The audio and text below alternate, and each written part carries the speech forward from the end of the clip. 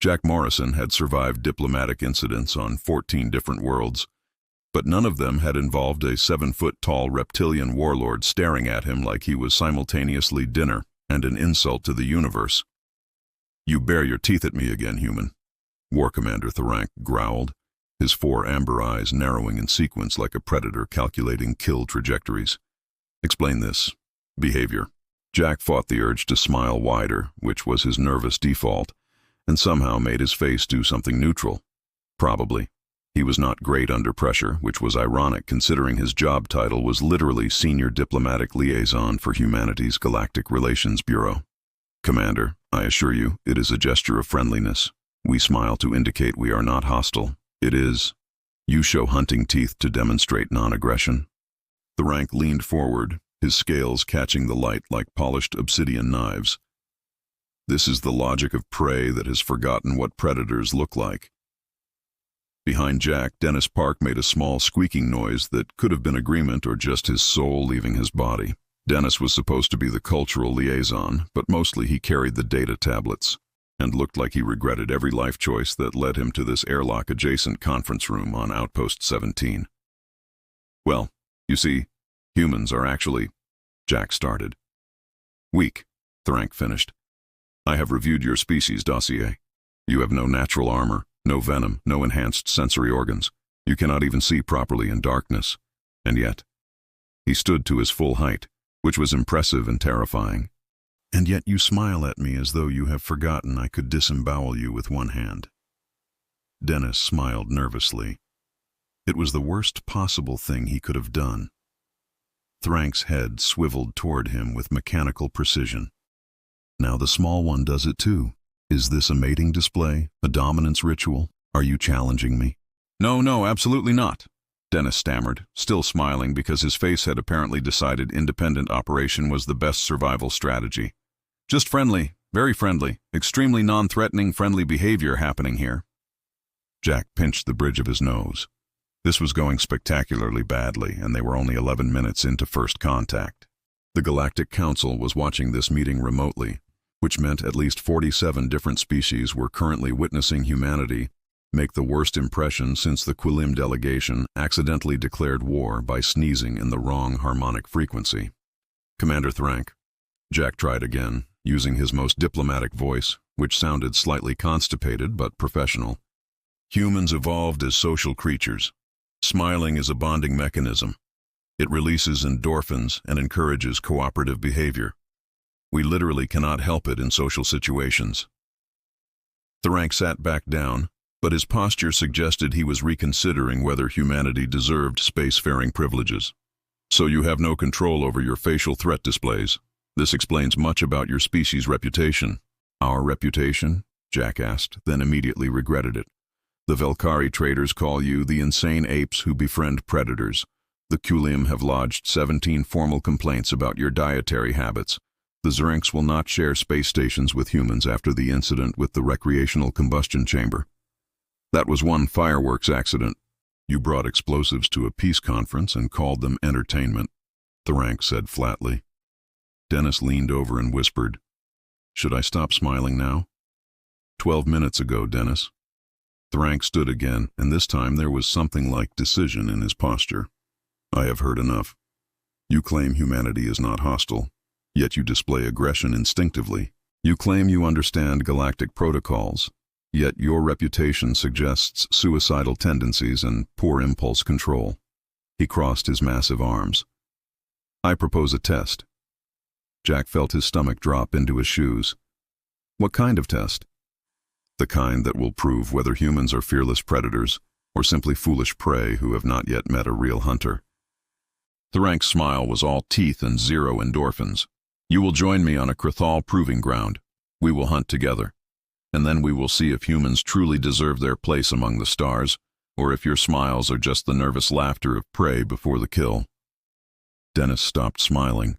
Jack stared at Thrank for a solid 5 seconds, his brain doing rapid calculations on how badly this could go. The math was not encouraging. "Let me just clarify," Jack said slowly. "You want me, a diplomat whose most dangerous skill is strongly worded emails, to go hunting with you on a planet that probably considers humans a light snack. You misunderstand, Thrank replied. The planet does not hunt. We hunt on the planet. Though your concern about being consumed is noted and statistically valid. Great. Love that for us. Dennis raised one trembling hand like he was in school. Quick question, and I'm just spitballing here, but what if we politely declined and maybe sent a nice gift basket instead? Thrank's expression did something complicated that Jack's translator implant struggled to interpret, landing somewhere between amused and offended. You would refuse a challenge of honor? This confirms what the other species say about humans. What do they say exactly? Jack asked, morbidly curious now. Thrank pulled up a holographic display with one clawed hand. I have compiled reports. The Velkari Trade Consortium submitted this. A document appeared, written in the chittering script of the insectoid merchants. They encountered your species attempting to domesticate small predators with retractable claws and noted, quote, humans keep murder beasts in their homes and call them adorable, end quote. Those are cats, Dennis said defensively. They're fluffy. They are ambush predators with prey capture instincts. Well, yes, but... Thrank swiped to another file. The Quillim Herbivore Collective has flagged humans as dietary omnivores, meaning you consume both vegetation and flesh. They have used the term dietary psychopaths in 3 separate incident reports. Jack shrugged. We're adaptable eaters. It's called survival strategy. You eat plants that actively cause pain for recreation, Thrank countered, pulling up what appeared to be Earth's export catalog. This capsaicin compound has no nutritional value and triggers pain receptors, yet humans cultivate it deliberately and compete to consume higher concentrations. Hot wings are a cultural institution, Jack protested. You poison yourselves for entertainment, Thrank continued, scrolling through files with increasing disbelief. Ethanol consumption, caffeine dependency, nicotine. You have entire industries built around controlled substance abuse. Okay, when you list it like that, we sound unhinged. Because you are. Thrank closed the display.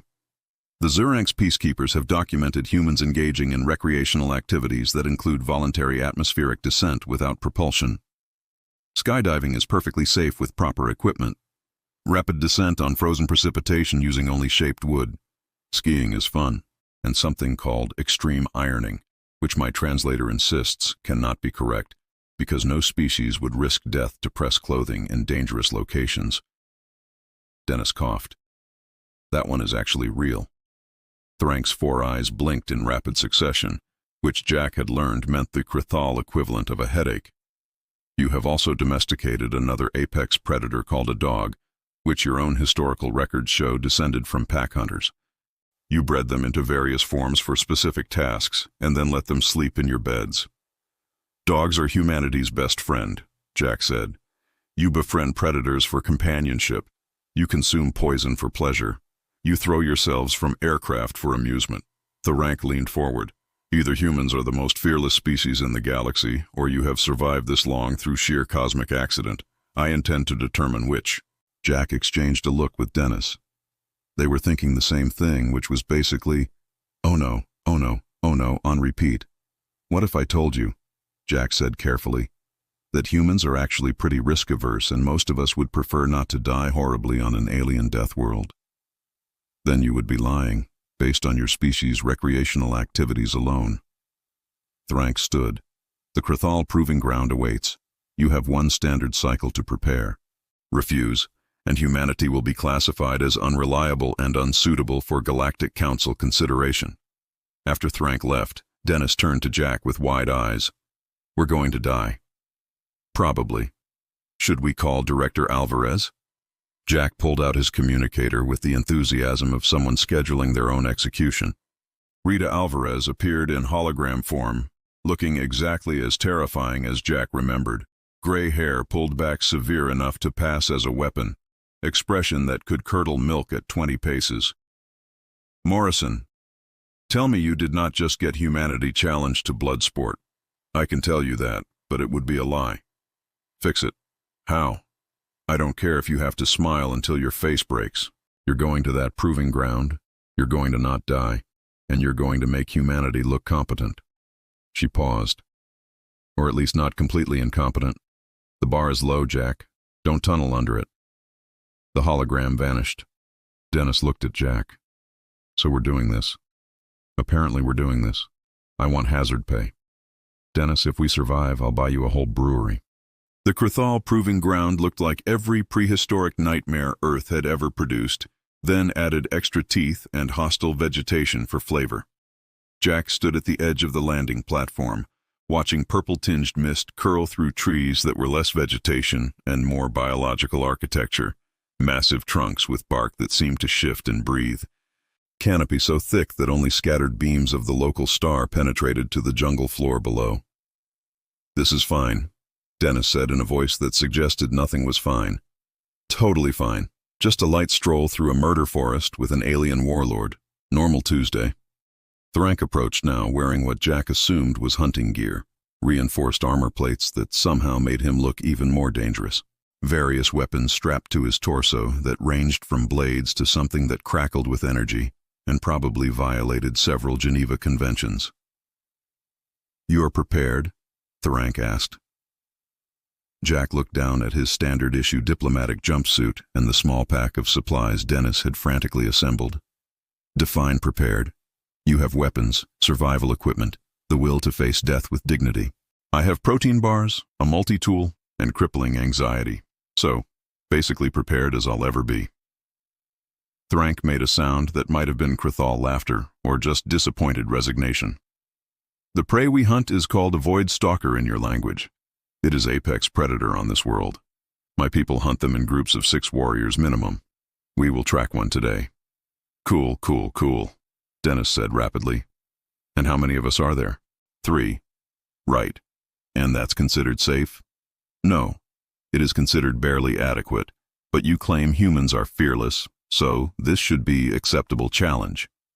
Jack wanted to explain that humanity's apparent fearlessness was less about courage and more about poor decision-making skills honed over millennia of doing stupid things and occasionally surviving, but that seemed counterproductive. Thrank handed them each a device that looked like a wrist-mounted computer. "Communication and vital signs monitor. If you die, I will retrieve your bodies for proper funeral rites. It is the honorable thing." "How reassuring," Jack muttered, strapping it on. They descended into the jungle via a path that was less trail and more suggestion scratched into hostile terrain. The humidity hit like walking into a wet blanket made of greenhouse gases. Everything smelled like decomposition and aggressive photosynthesis.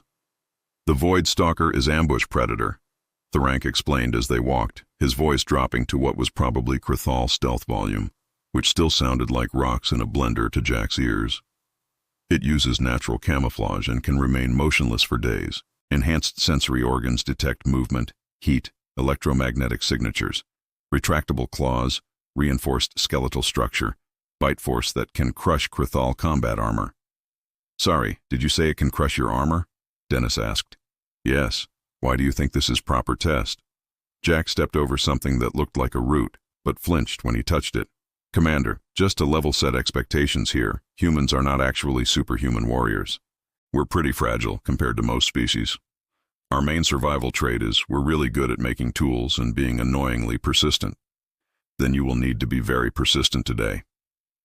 They walked for what felt like hours, but was probably 40 minutes, during which Jack cataloged approximately 97 different ways he could die in this jungle, not counting the Void Stalker they were actively seeking. The rank suddenly stopped, raising one clawed hand. Jack froze. Dennis froze so hard he stopped breathing. "It is near," Thrank whispered. "I smell the pheromone markers." Jack sniffed experimentally and smelled only decomposing vegetation and his own fear sweat. "Great. What's the plan?"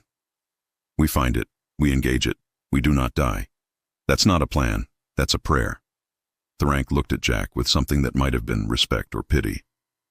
"You asked what plan is. For Kr'thal, this is plan. Find enemy. Destroy enemy. Survive. Your species is alarmingly straightforward about violence. Your species smiles at predators and expects different results. We all have our faults." "Fair point," Jack thought. Dennis tapped his shoulder. "Jack, question. What are we supposed to fight this thing with? Because I have a data tablet and anxiety, and I don't think either is combat effective." Thrank pulled 2 blades from his armor and handed them over. Short, wicked-looking things that hummed with some kind of energy field. These will cut through medium armor and flesh. Aim for sensory organs if possible. Do not die immediately. It reflects poorly on all of us. Jack took the blade, feeling its weight. He had exactly 0 combat training unless you counted that one self-defense seminar that mostly taught him how to yell for help effectively. "This is insane," he said. "Yes," Thrank agreed. "Now we hunt." They moved deeper into the jungle, and Jack became acutely aware that somewhere in this prehistoric hellscape, something with crushing bite force and camouflage abilities was waiting to prove that humans definitely did not belong in space. Behind him, Dennis whispered, "I want it on record I voted against this." "Noted, Dennis, noted." 20 minutes into tracking something designed by evolution to be untrackable, Jack realized that he and Dennis were monumentally bad at this. "You are stepping on every branch," Thrank hissed from ahead. "There are only branches," Jack hissed back. "The ground is made entirely of noise sticks." Dennis, to his credit, was trying his best, which involved walking like he was defusing a bomb with his feet, slow, deliberate, and visibly sweating through his jumpsuit. He'd also started collecting things, which seemed counterproductive. "Dennis, why are you picking plants right now?" Dennis shoved a purple frond into his pack. "Nervous habit. Also, this one looks medicinal. Or poisonous. Could be useful either way." Thrank turned to stare at them both with the expression of someone realizing they'd made a terrible mistake. "You are impossible. The Void Stalker has certainly detected us by now." "Is that bad?" Jack asked. "Yes, now it is hunting us instead." Oh no." They continued forward, but Jack's brain had shifted from "this is fine" to active problem-solving mode, which was when humans got either very clever or very stupid, sometimes both simultaneously. He started scanning the terrain, less tracking, more logistics. Trees here, ravine there, vegetation thick enough to provide cover but not mobility. If something was hunting them and they couldn't out-stealth it, they needed to change the equation entirely. "Commander, do Void Stalkers have any weaknesses?" "Enhanced sensory organs can be overwhelmed by conflicting stimuli, but achieving this requires coordinated assault with specialized equipment." "What kind of stimuli?" "Chemical irritants, sonic disruption, concentrated light bursts." Thrank paused. "Why do you ask?" "Because humans are really good at improvising." Jack looked at Dennis. "What did you pack?"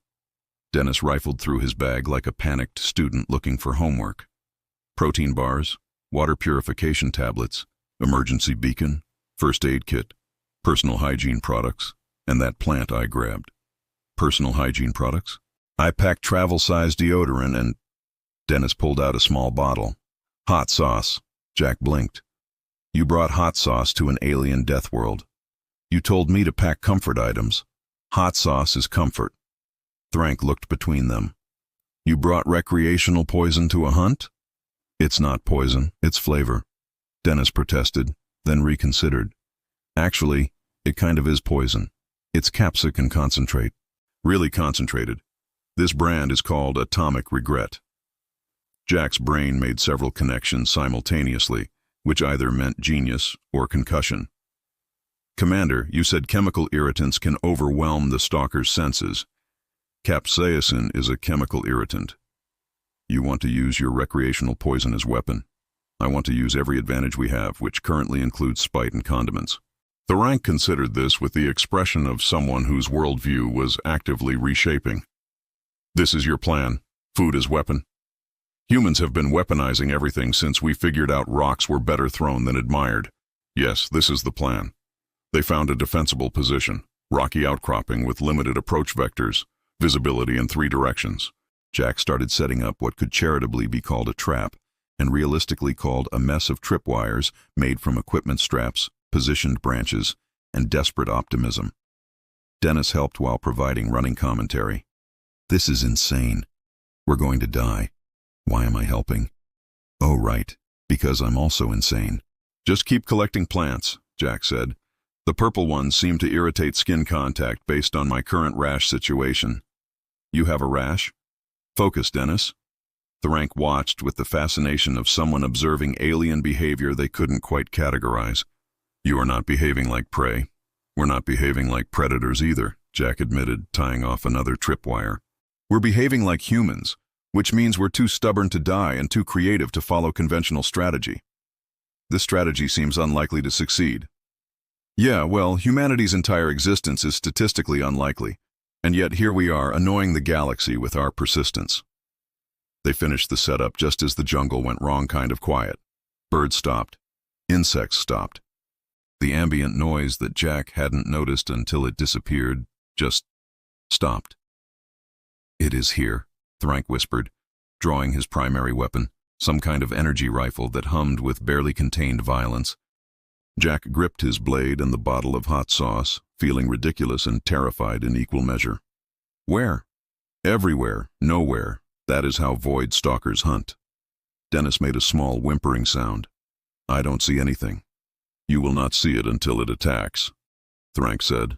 Stay alert. Stay. The jungle exploded. The void stalker was exactly as advertised. Nightmare given flesh and poor intentions. It was maybe 8 feet of coiled muscle, armored hide that shifted colors to match its surroundings, 6 limbs ending in claws that looked designed by a committee of horror enthusiasts, and a face that was mostly teeth arranged in ways that violated geometry. It came from above, because of course it did, crashing through the canopy directly at them. Thrank fired, energy bolts searing the air. Some hit. The stalker didn't care. It landed between them, moving with speed that seemed physically impossible for something that size. Jack's trap triggered, mostly by accident, as the stalker's leg caught a wire. Branches swung, rocks fell, nothing actually hurt it, but the sudden chaos disrupted its attack pattern for maybe 3 seconds. 3 seconds was enough. Dennis, operating on pure panic instinct, threw his entire plant collection at the creature's face. The purple fronds Jack had touched earlier made contact with the stalker's sensory organs, the cluster of eyes and thermal pits around its head. The stalker shrieked, a sound like metal tearing underwater. Jack unscrewed the hot sauce. This is the worst idea I've ever had, he announced, then threw the entire bottle. Atomic regret lived up to its name. The bottle shattered against the void stalker's face, coating its sensory organs in what was essentially weaponized culinary violence. The creature's shriek went up several octaves, which Jack hadn't thought possible, transitioning from terrifying to almost pitiable. Almost. It thrashed, claws raking the ground, demolishing the rock outcropping they'd been using for cover. Thrank fired again, but the stalker was moving erratically now, driven by pain and confusion rather than hunting instinct. Dennis scrambled behind a tree. It's working. Why is this working? Because humans are insane, Jack yelled back, diving away from a wild swipe that would have removed his head from his shoulders with extreme prejudice.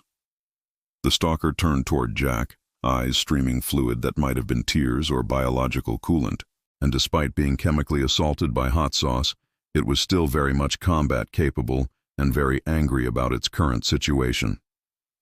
Thrank moved then, faster than Jack expected for someone his size.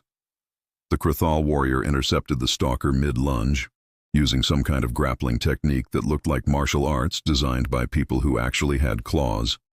They went down in a tangle of limbs and violence. Commander! Jack ran forward with his energy blade, which felt about as useful as a toothpick against a tank. But doing nothing while Thrank fought alone seemed wrong on multiple levels.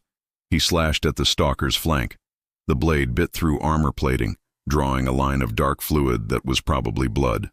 The creature twisted, attention splitting between Thrank and Jack, and that split-second distraction was all Thrank needed. The Kr'thal warrior drove his blade into the joint where the stalker's armored skull met its spine, not a killing blow, but enough to compromise its motor control. The creature spasmed, then went still, though Jack could see it was still breathing. Thrank stepped back, breathing hard. It will recover in time, but hunt is concluded.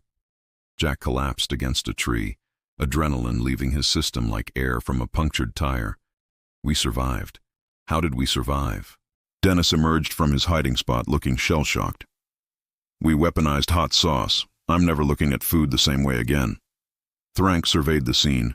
The improvised trap scattered plants, the still twitching stalker covered in capsaicin, and his expression was difficult to read. You did not fight like warriors. No, Jack agreed. We fought like humans, which means we cheated, used unconventional tactics, and succeeded through sheer stubborn refusal to die properly. This is your species' advantage? Thrank asked. Improvisation and chemical weapons disguised as food. Part of it. Jack stood, legs shaky. Commander, you asked why humans smile. You wanted to know if we're fearless or just stupid prey that got lucky. He gestured at the jungle around them. The answer is neither. We're not fearless. I've been terrified since we landed. Dennis has probably aged 5 years in the last hour. 7, Dennis corrected quietly. Humans aren't apex predators because we're stronger or faster or have natural weapons, Jack continued. We survived on Earth because we're adaptable. We make tools. We cooperate. We look at problems and think, what can I use? What can I change? What ridiculous solution might work because nobody expects it? He kicked a rock. We don't smile because we're too stupid to know we should be afraid. We smile because we've accepted that death is inevitable, the universe is vast and terrifying, and the only rational response is to enjoy the time we have and face the darkness with whatever humor we can manage. Thrank was silent for a long moment, his 4 eyes studying Jack with an intensity that felt like being X-rayed. You are not warriors. No, you are not traditional predators. Definitely not. But you are dangerous. Thrank gestured at the stalker. You defeated apex predator using food, plant matter, and tactics that no Kr'thal would consider logical. You did not fight with honor or strength. You fought with creativity born from desperation. He paused. This is perhaps more dangerous than any warrior tradition because it cannot be predicted or defended against. So we pass the test? Dennis asked hopefully. You pass, Thrank confirmed. But not because you proved fearless. You proved something more important. You proved that humanity survives not through power, but through adaptation. You are apex survivors. You take the universe's challenges and find solutions that should not work, but somehow do. He looked at the hot sauce staining the stalker's face. You weaponize your own recreational poisons. This is disturbing and impressive simultaneously. Jack laughed, the sound slightly unhinged but genuine. Welcome to humanity, Commander. Where nothing makes sense, everything is potentially a weapon, and we smile because the alternative is screaming into the void, and that's just undignified. Thrank made the Kr'thal equivalent of a laugh, a deep rumbling that Jack felt in his chest. I will recommend to the Galactic Council that humans be granted full membership status. Not because you are strong, but because excluding you from the Council would be more dangerous than including you. Better to have unpredictable survivors as allies than enemies. That's the nicest backhanded compliment we've received so far, Jack said. They started the trek back to the landing platform, leaving the Voidstalker to recover and probably develop a lifelong fear of small bipeds carrying condiments. The jungle seemed less hostile now, or maybe Jack was just too tired to care anymore. Dennis walked beside him, still clutching his collection bag. Do you think other species will understand us better after this? Dennis, other species will never understand us. That's our superpower. The return to Outpost 17 felt surreal, like transitioning from nightmare mode back to mundane reality but being unable to shake the comparison. Jack still had jungle dirt under his fingernails and the lingering scent of fear sweat mixed with exotic plant matter. The Galactic Council representatives were waiting in the main conference hall, a diverse collection of species ranging from the crystalline Shavara to the aquatic Kelnar floating in their environmental tanks. All of them looked at Jack, Dennis, and Thrank with expressions that ranged from curiosity to thinly veiled concern. Thrank stepped forward, his armor still scarred from the stalker encounter, and addressed the assembly. The Kr'thal Empire formally recognizes humanity as equals within the Galactic Council. They have proven themselves worthy through trial of combat and demonstration of survival capability. A murmur rippled through the assembled species, surprise, skepticism, and what Jack hoped was approval rather than indigestion. Ambassador Velix of the insectoid Velkari delegation clicked forward on multiple legs. War Commander, we were informed the trial would determine if humans were apex predators or delusional prey. What is your assessment? They are neither, Thrank replied. They are apex survivors, more dangerous than predators because they adapt rather than dominate. They do not follow conventional combat doctrine because they do not think in conventional patterns. Elaborate, demanded Kr'thal, the Kulim herbivore representative who'd filed most of the dietary complaints. Thrank gestured to Jack. The human diplomat defeated a void stalker using recreational poison and plant matter. Silence. I am sorry, Velix said carefully. Could you repeat that? They used food as a weapon, Thrank clarified. Specifically a substance they consume voluntarily for pleasure, which causes pain responses in organic tissue. More silence, this time with a quality of disbelief. Jack raised his hand slightly. In our defense, it seemed like a good idea at the time. This is exactly the problem, Kr'thal said, their translator rendering their exasperation clearly. Humans have no survival instincts. They consume toxins recreationally, domesticate predators, and apparently now hunt with their own food supplies. We prefer to think of it as creative problem-solving, Dennis offered. You brought condiments to a Death World hunt, Velix observed. Well, yes, but this is insanity. Thrank's 4 eyes gleamed. Yes, and that is precisely why humanity must be accepted into the Council. They are unpredictable. They solve problems in ways no other species would consider. They smile at danger, not from ignorance, but from acceptance. He paused. They are dangerous because they refuse to behave logically, and this illogical behavior somehow results in survival. The Council representatives exchanged glances, having one of those silent conversations that species capable of telepathy or complex pheromone communication could manage. Jack waited, trying not to think about how his entire species' galactic future was being decided based on his ability to throw hot sauce accurately. Finally, High Arbiter Zinthara, a floating crystalline entity that served as council head, spoke in harmonics that Jack's translator rendered as formal and ancient. The Council acknowledges humanity's petition. By demonstration of adaptive capability and endorsement of the Kr'thal Empire, humanity is granted provisional membership status. Provisional? Jack asked. We want to observe how you integrate before granting full authority, Zinthara explained. Your species is novel. This requires adjustment period for all parties. Fair enough, Jack thought. They were basically on galactic probation, but they were in. Later, after the formal proceedings concluded and most representatives had departed to file reports and possibly question their life choices, Thrank approached Jack and Dennis in the station's observation lounge. I have request, the Kr'thal warrior said. Jack looked up from the glass of something alcoholic that probably violated 3 different species' medical guidelines. Sure, Commander. What do you need? I wish to experience more human culture, specifically your food. Dennis perked up. Really? After the hot sauce incident? Because of the hot sauce incident, Thrank corrected. If humans weaponize their cuisine, I must understand what else they eat. Knowledge is survival. Jack grinned, a genuine smile this time, not nervous or diplomatic. Commander, I think we can arrange that. What do you want to try? Your data files mention something called pizza.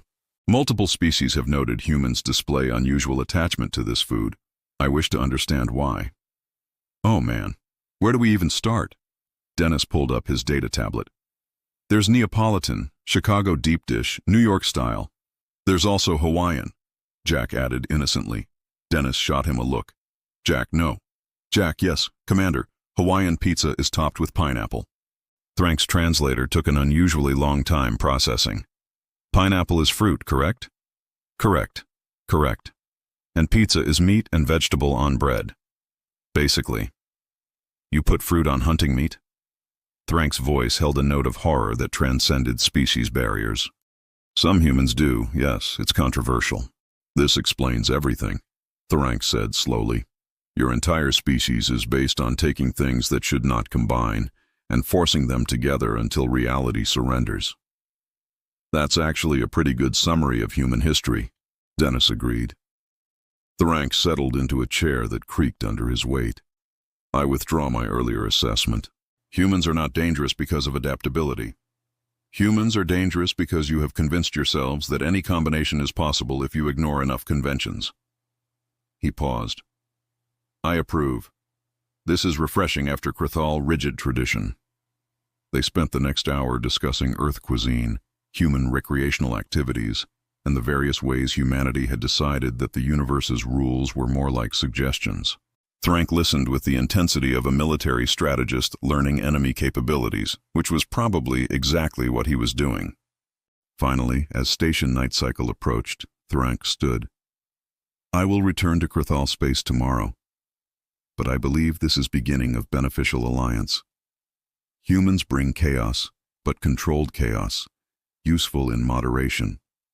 High praise, Jack said. Do not let it go to your head. You still smile too much. Can't help it, Commander. It's how we're wired. Thrank's expression softened, just slightly. Then perhaps the galaxy needs more smiling. It is less terrifying than the alternatives. After he left, Dennis turned to Jack. Did we just befriend an alien warlord by weaponizing hot sauce and discussing pizza? I think we did. Humanity is so weird. Yeah, Jack agreed, looking out at the stars beyond the viewport.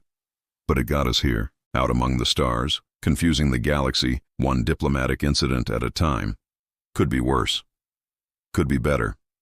Could be both simultaneously, which is the most human outcome possible. Dennis raised his glass. To humanity, then, making the universe weirder, one smile at a time. Jack clinked his glass against Dennis's. Jack clinked his glass against Dennis's. To humanity, may we continue to survive through sheer audacity and poor decision-making skills. They drank, watching the stars, and Jack felt something settle in his chest, not quite pride, not quite relief, but some mixture of both flavored with exhaustion and the lingering adrenaline of having survived something he absolutely should not have. His communicator buzzed. Director Alvarez's message was brief. You didn't die. Acceptable work. Debriefing 0800 tomorrow. Bring coffee. Jack showed Dennis the message. She's pleased with us, Dennis observed. That's Rita's version of a parade and promotion. I'll take it. Below them, through the viewport, a transport ship was preparing to depart. Kr'thal markings on its hull. Thrank would be aboard, returning home to report that humanity was strange, dangerous, and somehow worthy of respect, despite violating every logical principle of galactic civilization. Jack's tablet pinged with incoming messages, trade proposals from the Velkari, cultural exchange requests from species he'd never heard of, and one message from the Kalim delegation that simply read, Please do not bring your recreational poisons to Kalim space. We are begging you. We're going to be invited to so many events, Dennis said, reading over his shoulder. We're going to be banned from so many places, Jack countered. Also, yes. They stood there in comfortable silence, two humans who'd somehow survived first contact, a death world, and diplomacy with a species that considered violence a greeting. Tomorrow would bring paperwork, debriefings, and the slow-grinding machinery of galactic bureaucracy. But tonight they could just exist in the aftermath of their own improbable survival. Hey, Jack, Dennis said quietly. Yeah? Why do you think we smile? Really? Jack considered the question, remembering Thrank's confusion, the stalker's attack, the moment when everything could have gone catastrophically wrong but didn't. I think we smile because we're terrified and stubborn in equal measure. The universe is vast and hostile and full of things that can kill us without trying. But we're still here, still going, still finding reasons to laugh at the absurdity of our own existence. He shrugged. Smiling is just our way of saying the universe hasn't beaten us yet, and we're too stubborn to let it start now. That's surprisingly philosophical for someone who weaponized condiments today. I contain multitudes, Dennis. You contain anxiety and sarcasm, mostly. Those two. The station hummed around them. Life support and gravity generators, and 1,000 other systems, keeping fragile organic beings alive in the void.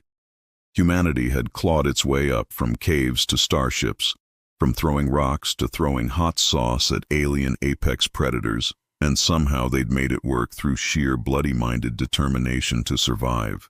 Jack's communicator buzzed again. This time a personal message from Thrank.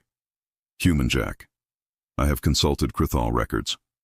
Your species has been spacefaring for less than 2 standard generations, yet you have already caused 14 diplomatic incidents, 3 trade disputes, and 1 case of accidental poetry that violated Zuranek's cultural taboos. This is impressive speed for chaos generation. I look forward to future collaborations. Also, send pizza coordinates. I must understand this pineapple controversy personally. Jack laughed, the sound echoing in the observation lounge. Dennis, I think we just created an interstellar incident involving Hawaiian pizza. Our legacy will be confusing and delicious. The best kind of legacy.